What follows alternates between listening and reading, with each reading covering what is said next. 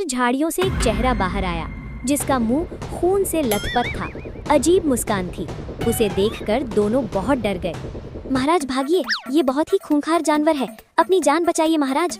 अरे किससे बात कर रही हो? मैं पहले ही भाग चुका हूँ, तुम भी भाग लो। फट्टू महाराज कहीं के मुझे छोड़ के भाग गया। अरे यार, आज की पार्टी तो मजेदार थी। क्या खाने थे, लाजवाब थे, बहुत मजा आया। हाँ भाई, तरह तरह के पकवान थे, मजा ही आ गया। भालू ने अपनी शादी में फुल दावत दिए। मैं तो चाहता हूँ उसकी रोज शादी हो, रोज खाने मिले। अरे रोज शादी हुई तो उसकी नैया पार लग जाएगी। और तभी उसकी नाक में कुछ खुशबू आई। अरे तूने कुछ गंध महसूस की?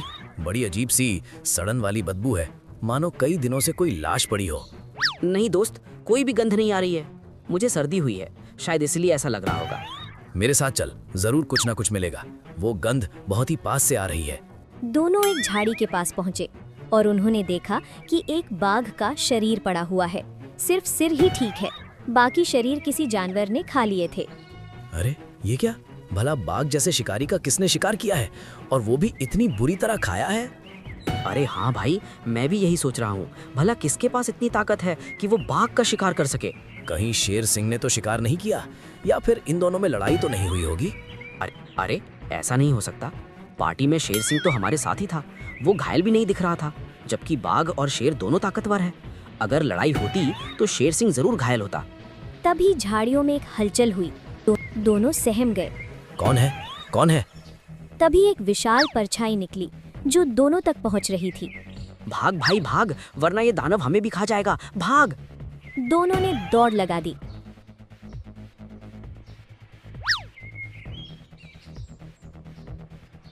और अगले दिन शेर की सभा में, महामंत्री, जंगल में इतनी अशांति क्यों है? क्या हो गया है? हमें कोई अनहोनी का डर महसूस हो रहा है। जी महाराज, जानवरों ने खास सभा बुलाई है।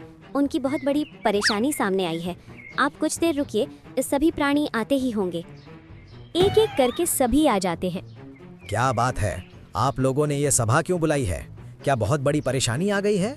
जंगल में जानवर गायब हो रहे हैं, कोई सबूत नहीं मिलता, ना ही उस प्राणी के निशान। और कुछ दिनों पहले भेड़िया और सियार ने एक बाघ की लाश देखी थी, जिसे बहुत ही बुरी तरह मारा गया था। जी महाराज, ये सत्य है। मैंने और भेड़िए ने उसे देखा था, और फिर हमने एक विशाल परछाई भी देखी। बहुत ही डरावनी थी, शरीर एकदम विशाल था। अच्छा, तुम्हारा दोस्त कहाँ है? तुमने बोला कि तुम दोनों ने उसे एक साथ देखा, मगर वो सभा में दिखाई नहीं दे रहा है। बेचारा डर के मारे घर में छुप गया है, बुखार हो गया है, उसे हर जगह बस वही दिखाई दे रहा है। आप सभी चिंता मत कीजिए, मैं जल्द से जल्द उसे पकड़ लूंगा। कोई भी मेरे शिकंजे से बच नहीं सकता। इनकी हवाबाजी फिर चालू हो गई। भगवान ही मालिक है। महामंत्री, सेना को तैयार करो। आज रात हम उस दानव को जरूर पकड़ेंगे। देखते हैं कि वो हमसे कैसे बच सकता है। महाराज, कौन से सेना की बात कर रहे हैं? सेना के नाम पर मैं और गिने हुए कुछ जानवर ही हैं जो जंगल पर निगरानी कर रहे हैं, और दानव का नाम सुन के वो भी घबरा रहे हैं।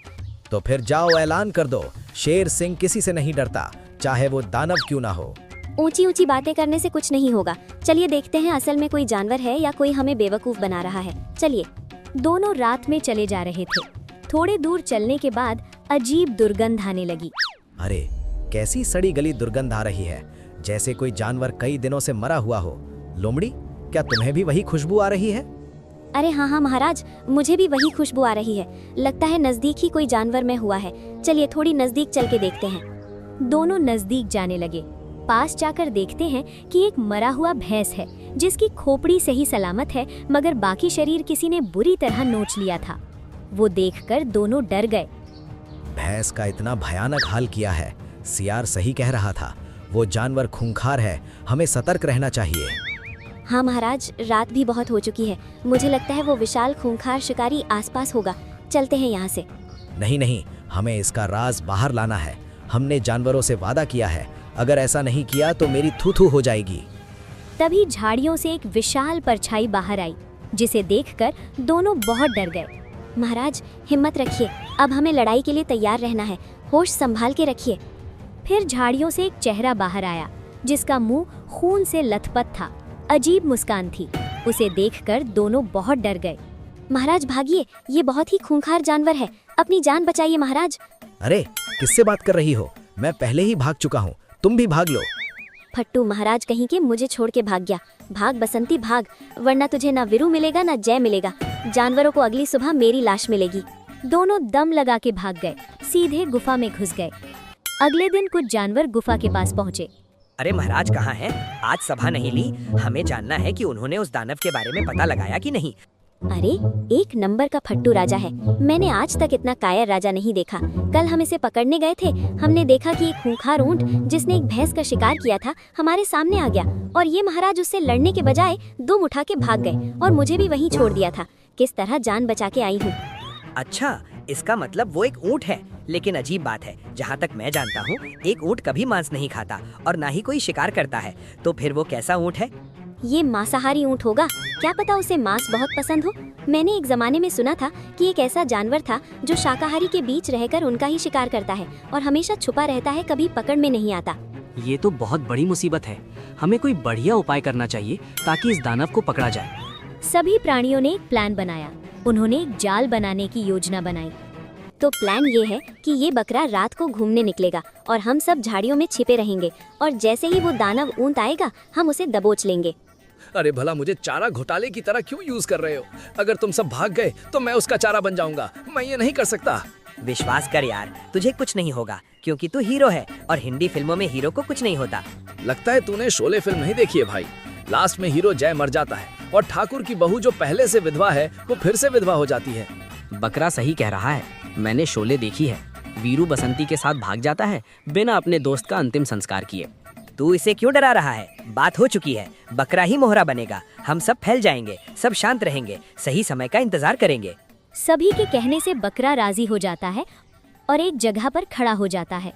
सभी जानवर झाड़ियों के पीछे छुपे थे। हे भगवान, आज बचा लेना। 21 बार आपका नाम लूंगा और ये जंगल छोड़कर चला जाऊंगा। ये जानवर मेरे नाम का सौदा करते हैं, कहाँ फंस गया हूँ मैं।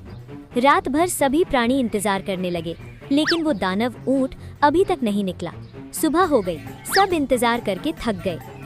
चलो चलो, लगता है उस ऊंट को भनक लग गई थी। किसी और दिन हम उसको जाल में फंसाएंगे। सभी चले गए, मगर गधा उस जगह के आसपास कुछ ढूंढने लगा। तभी उसे ऊंट के पैरों के निशान दिखाई दिए, मगर 2 और अन्य जानवरों के निशान भी थे। मुझे पक्का मालूम था वो आएगा, मगर ये 2 निशान किसके हैं? और सबसे अजीब बात है, उसने हमला किया क्यों नहीं?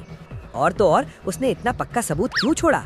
और तो और वो शेर के सामने क्यों आया होगा? आखिर अपराधी कभी भी अपना चेहरा नहीं दिखाता। जरूर बहुत बड़ी साजिश चल रही है। ये मामला कुछ और ही है। गधा जंगल में कुछ और सबूत जुटाने गया। तभी उसे परेशान हालत में वैद्यराज हाथी दिखाई दिए। क्या हुआ वैद्य जी, मुंह लटकाए क्यों बैठे हो? भाभी जी ने खाना नहीं दिया क्या? अरे बकवास बंद करो भाई। ये देखो, जंगल की जड़ी बूटियां गायब हैं। इनसे बहुत ही ताकतवर दवाइयां बनती हैं, मगर कुछ दिनों से खास दवाइयां लगातार चोरी हो रही हैं। गधे का दिमाग चल पड़ा। उसे अब कुछ ना कुछ गड़बड़ का संदेश महसूस होने लगा। उसने कुछ सोचा और सीधे शेर सिंह के पास पहुंचा। शेर महाराज, मेरे साथ चलिए। मैंने एक योजना बनाई है जिससे हम उस खूंखार ऊंट को पकड़ सकते हैं और उसका पर्दाफाश कर सकते हैं। क्या बकवास कर रहे हो? मैंने अपनी आंखों से देखा है। वो जालिम खूंखार है। वो बाघ का शिकार कर सकता है, भैंस को मार सकता है। तो हम क्या चीज हैं? हम उसे नहीं पकड़ सकते। ये ख्याल दिमाग से निकाल दो। एक बार मेरी योजना सुनिए, फिर आपको खुद ब खुद मालूम हो जाएगा कि वो कौन है और किस लिए आया है। गधा उसे अपनी एक चाल समझाता है और शेर सभा बुलाकर ऐलान करता है। मेरे साथियों, खूंखार ऊंट की दहशत बढ़ती जा रही है। जानवर गायब हो रहे हैं। कोई उसे पकड़ने की सारी कोशिशें विफल हो रही हैं। इसलिए सभी जानवर ध्यान दें। जब तक वो पकड़ा नहीं जाता, कोई भी रात में बाहर नहीं निकलेगा। सभी ने शेर की बात मानी और शाम होते ही जंगल वीरान हो जाने लगा। कुछ दिन बाद, महाराज चलिए, अब समय आ गया है। जरूर वो जंगल में बेफिक्र होकर घूम रहा होगा। चलिए उसे पकड़ते हैं। दोनों दबे पांव घूम रहे थे। तभी उन्हें कुछ खाने की आवाज आई। पास जाकर देखा तो वही खूंखार ऊंट मांस खा रहा था, मगर उसकी बॉडी बहुत ही अलग थी, जिसे देखकर दोनों हैरान थे। ये कैसा प्राणी है? बहुत ही भयानक दिखाई दे रहा है। इसकी बॉडी अलग है, मुंह और पैर तो बिल्कुल ऊंट की तरह है। चल गधे, इस पर हमला कर देते हैं। रुकिए महाराज, अभी तो और राज बाहर आएगा। देखते रहिए कि आगे आगे क्या होगा। तभी 2 भेड़िए वहां आ पहुंचे। उसे देखकर शेर दंग रह गया। जग्गा और काला, ये दोनों क्या करने आए हैं? बाप रे, ये तो मेरे सबसे बड़े दुश्मन हैं। जरूर इन्होंने इस दानव को बुलाया होगा ताकि मेरा जंगल बर्बाद हो जाए। अरे कहाँ मर गए थे? बिना पंजों और बिना चेहरे के इस गैंडे का मांस फाड़ना आसान नहीं है। जल्दी से ये मुखौटा निकालो और मेरे साथ काम करो। अभी इस जंगल में और दहशत फैलानी है। जब जग्गा ने मुखौटा निकाला, दोनों दंग रह गए। वो जंगल का भेड़िया था जिसने ऊंट की खाल पहन के जानवरों को डरा रहा था। ये वही भेड़िया था जिसने ऊंट की परछाई देखने की बात कही थी। शेर और गधे झाड़ियों से बाहर आ गए। उसे देखकर जग्गा और कालू मौका देखकर भाग गए, मगर भेड़िया नकली ऊंट का खुर पहना था, भाग नहीं पाया और धड़ाम से नीचे गिर गया।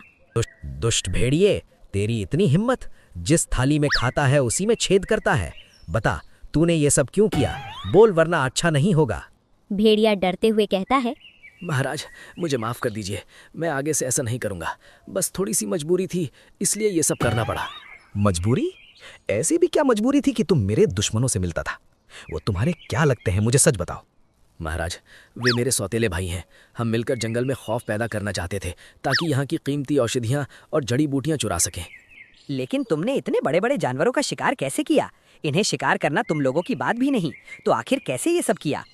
हमने पहले से मरे हुए जानवर ढूंढे या जो मरने के कगार पर थे, फिर उनके शरीर का ऐसा हाल किया और जानबूझकर सिर को सही सलामत छोड़ा ताकि सब डर जाएं और घरों में छुप जाएं। मगर तुम्हें ये दवाइयाँ क्यों चाहिए? भला ऐसा क्या हुआ है कि तुम्हें ये सब चाहिए? मेरे भाइयों के जंगल में महामारी फैल गई है। सभी जानवर बुखार से तड़प रहे हैं। इस जंगल की खास जड़ी बूटियां ही उनका इलाज है, लेकिन पुरानी दुश्मनी की वजह से हम मांग नहीं सके, इसलिए चोरी का रास्ता अपनाना पड़ा। मैं मानता हूं कि हमारे बीच कई सालों से दुश्मनी है, मगर आज भी मुझे मालूम नहीं कि आखिर दुश्मनी क्यों है। ये पूर्वजों से चली आ रही है, लेकिन मुझमें दयालुपन की भावना है। मैं नहीं चाहता कि इस दुश्मनी से कई जानवरों की जान जाए, इसलिए मैं तुम्हें ये दवाइयाँ दूंगा ताकि सबकी जान बच जाए। ये सुनते ही भेड़िया रोने लगा। बहुत बहुत शुक्रिया महाराज, आप जैसे राजा बहुत कम जन्म लेते हैं। आपने हमारे पूरे जंगल की जान बचा ली। और शेर सिंह ने दवाई पहुंचाई, जिससे सभी ने समझा कि शेर सिंह अच्छे राजा हैं। उनकी ये सदियों से चली आ रही दुश्मनी बेकार है। दोस्तों, हमने उस खूंखार ऊंट को हराकर जंगल से बाहर फेंक दिया है। वो एक राक्षस था जिसने दूसरी दुनिया से इस दुनिया में कदम रखा था। महाराज, आप ये क्या कह रहे हैं? आप सच क्यों नहीं बोल रहे हैं? अगर भेड़िए के बारे में बोल दिया तो सब उसे गद्दार कहेंगे, उसका जीना मुश्किल हो जाएगा, जबकि उसने सबका जीवन बचाने के लिए ये सब किया था। गधे को सब समझ आ गया कि जंगल अब एक सही राजा के हाथ में है।